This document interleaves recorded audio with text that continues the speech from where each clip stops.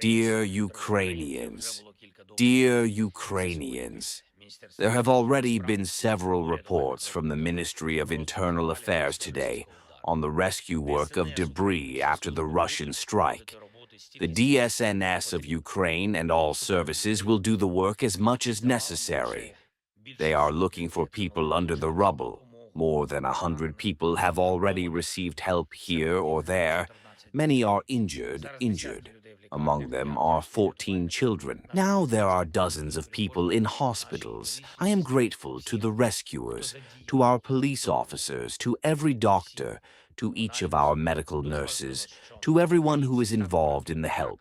To all community services, it is very important that Ukrainians are so cooperative and so humane. Help each other to do their job, restore life after the Russian strikes. There are, unfortunately, dead. As of now, it is known about 14 dead in Kyiv. Among them is a 6-year-old child. My condolences to all relatives, to all loved ones. One day there were still Russian strikes in Sumy, Kharkiv, Donetsk, our Kramatorsk, and other cities.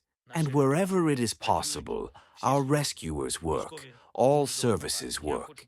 The military helps a lot.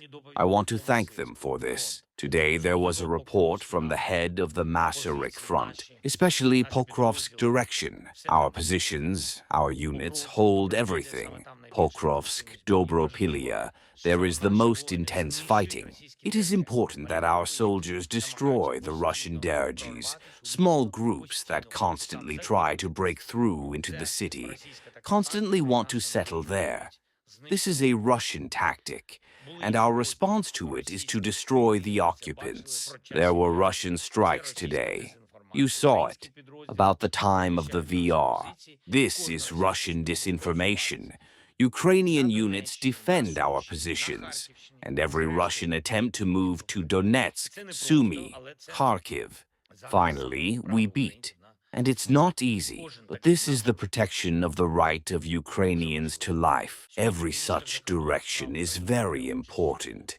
Today, the Minister of Foreign Affairs of Ukraine takes part in the meeting of the European Ministry of Foreign Affairs in Finland on the OSCE platform. I turn to the participants of this meeting. It is these days that Europe celebrates the 50th anniversary of the OSCE, and these are the principles, the Helsinki Principles, which at that time affirmed a peaceful path for Europe. We clearly know now what is needed to restore peace in Europe, to force Russia to peace. Before the end of this war, there will be new sanctions against Russia and new strong steps to support Ukraine. Thank you to everyone in the world who helps. Thank you.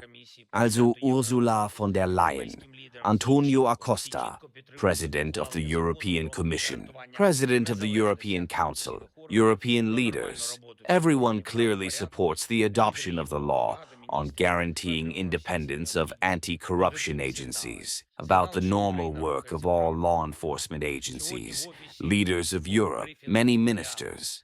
We get all the necessary positive signals that Ukraine is moving in the right direction.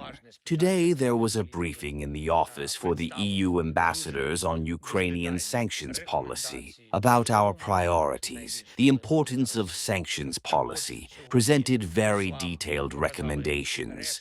What can affect Russia the most? Also, today, the ambassadors were shown the remains of Russian missiles, and also the Shaheeds, and those who entered the house in Kyiv. None of these missiles, none of these Shaheeds.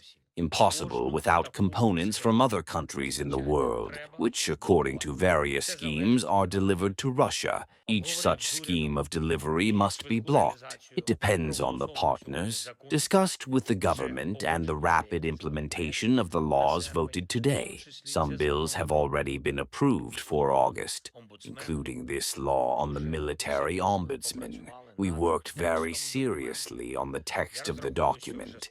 I expect that soon the military ombudsman institution will be able to work fully. Thank you to everyone who helps us. Glory to Ukraine.